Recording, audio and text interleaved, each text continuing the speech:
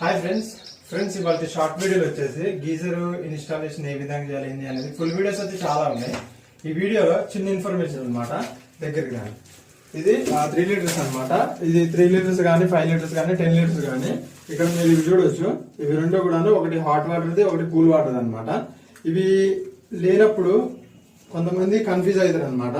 ఇవి లేనప్పుడు ఏమైందంటే హాట్ వాటర్ ఏది కూల్ వాటర్ ఏది కొంతమందికి అయితే తెలియదు అనమాట.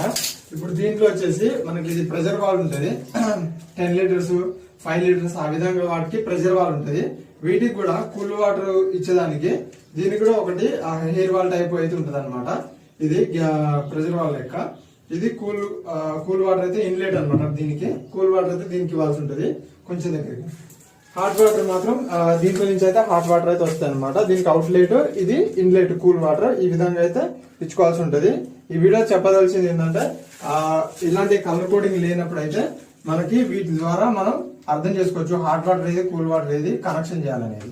వీడియో నచ్చితే లైక్ షేర్ సబ్స్క్రైబ్.